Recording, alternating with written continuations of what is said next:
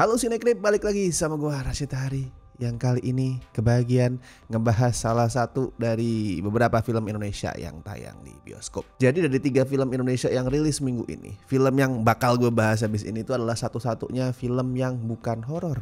Jadi lumayan menonjol sih di tengah-tengah himpitan horor yang makin banyak, yang terus-terusan banyak. Ini tiba-tiba ada satu nih film non horor muncul. Makanya gue penasaran. Soalnya dia kayak berani gitu. Jadi satu-satunya film non horor yang rilis minggu ini, yaitu ada film yang berjudul Anak Kolong. Nah ini BTW buat yang belum tahu, anak kolong itu sebutan buat anak tentara ya. Gue yakin lah mayoritas dari kalian tuh udah tahu apa itu anak kolong. Tapi kayaknya in case nih misalkan ada yang belum tahu, gue jelasin dikit. Itu istilah yang dipakai dari zaman perang kemerdekaan melawan Belanda. Jadi kondisi anggota keluarga TNI yang tinggal di barak pada waktu itu memprihatinkan banget. Asramanya itu kecil banget. Jadi saking kecilnya, anak-anak dari anggota TNI itu harus tidur di bawah kolong tempat tidur. Nah itu kenapa mereka disebut anak kolong. Dan protagonis di film ini emang seorang anak kolong. Namanya adalah Arya. Dia tuh mirip-mirip sama Dilan sebenarnya. Sama-sama anak kolong dari Bandung, dari era 90-an, terus masih SMA, dan lebih sering bolos sekolah bareng sama teman-teman satu geng dia daripada masuk kelas. Mirip, sangat-sangat Dilan ini. Jadi yang dia lakuin tuh bukannya sekolah tapi malah kebut-kebutan di jalanan, terus berantem di fight club underground. Semua itu dia lakuin. Dan buat gue lumayan oke sih eksekusi adegan balapan di kotanya, kebut-kebutannya, terus berantemnya itu lumayan oke.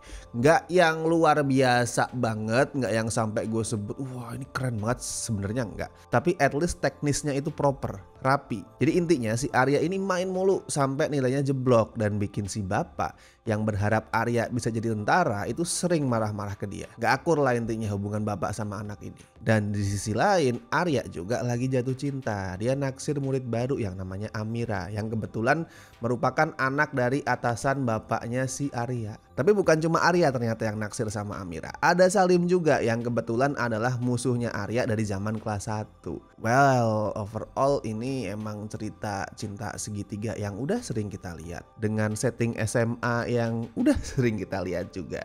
Dengan tambahan bumbu drama keluarga yang juga udah sering kita lihat. Semuanya udah sering kita lihat sih. Familiar banget lah.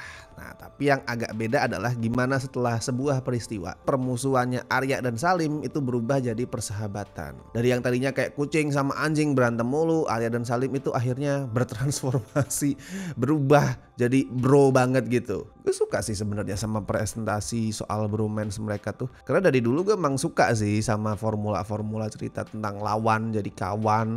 Dari yang tadinya musuh jadi temen kayak si Vegeta sama Goku yang random ya. Tapi itu contohnya. Gue selalu suka trope-trope penceritaan yang seperti itu. Dari musuh jadi temen. Soalnya buat gue formula macam itu tuh keren. Makin kerasa bro-nya lah. Dan dari sini pertemanan Arya dan Salim itu lumayan ngangkat kualitas penceritaannya anak kolong. Yang sebelum itu lumayan kerasa repetitif. Ada titik di mana plotnya itu sering banget nampilin karakternya berantem. Dikit-dikit berantem, sama temen berantem pukul-pukulan, sama saingan cinta pukul-pukulan, terus di fight club underground pukul-pukulan. Jadi kayak terlalu banyak berantemnya. Gue paham sih filmnya pengen ngegambarin kalau karakternya itu nakal, begajulan, tapi kan ada cara lain selain berantem gitu. Bentuk kenakalan yang parah itu nggak cuman berantem. Nah di sini kayak berantem terus, dikit-dikit berantem jadi agak repetitif plotnya. Tapi itu tadi untungnya ketolong sama bromance-nya Arya Salim. Apalagi actingnya si Antonio Blanco yang meranin Salim itu oke loh. Dari semua case-nya si Blanco ini actingnya paling bagus, paling natural, range emosinya tuh paling luas dan paling gak flat. Lu bisa lihat deh dari ekspresi-ekspresi dia. Yang kalau misal lagi situasi yang casual, yang gak terlalu meledak-ledak ya, dia tuh tetap mainin ekspresi. Nah lu jadi bisa merasakan, jadi bisa tahu oh karakternya lagi merasakan emosi seperti ini, lagi dilematis misalkan. Paling bagus tuh actnya si Antonio Blanco, paling menonjol dibandingin cast yang lain. Nah terus ngomongin third act nih, babak ketiga ya, ada plus sama minusnya sih. Minusnya adalah gue ngerasa babak terakhirnya itu agak kepanjangan dan terlalu banyak nampilin twist. Seriously twistnya tuh banyak. Mungkin untuk itu ya, menggayat perhatian anak-anak TikTok zaman sekarang yang emang suka plot twist.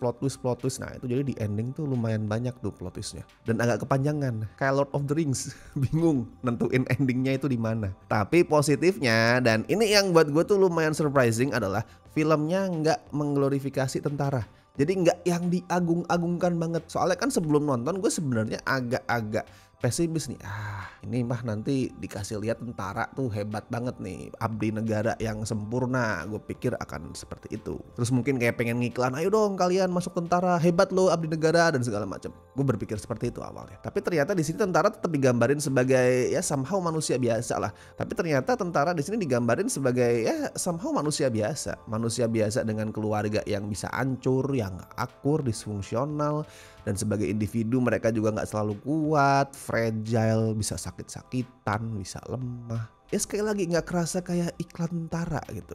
Dan yang nggak kalah penting, filmnya ini nggak maksa buat semua anak kolong, semua anak tentara itu untuk jadi tentara, untuk lanjutin jejak orang tuanya jadi tentara. Itu nggak maksa seperti itu. Ya banyak sih yang ngikutin jejak bapaknya dan itu wajar gitu. Gue sering melihat teman gue yang pengen jadi tentara ya emang karena bapaknya tentara, ngeliat bapak gue tuh keren ya, gagah. Gue jadi pengen ngikutin jejak dia, itu wajar banget.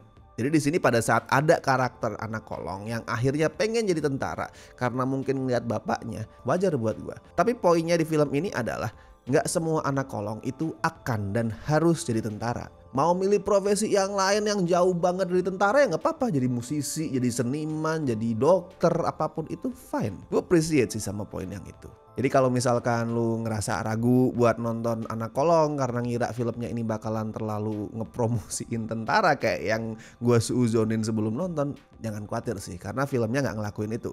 So kalau itu keraguan lo silakan hilangkan dan tonton coba Anak Kolong. Ya kasih kesempatan filmnya lah. Tonton di bioskop, lu kasih kesempatan. Kalau ternyata lu suka ya alhamdulillah, kalau nggak suka ya sudah, kasih kritik, kasih review gitu. Bisa lu tulisin review lu di kolom komentar video ini ya. Apapun itu, review positif, review negatif, go ahead tuliskan.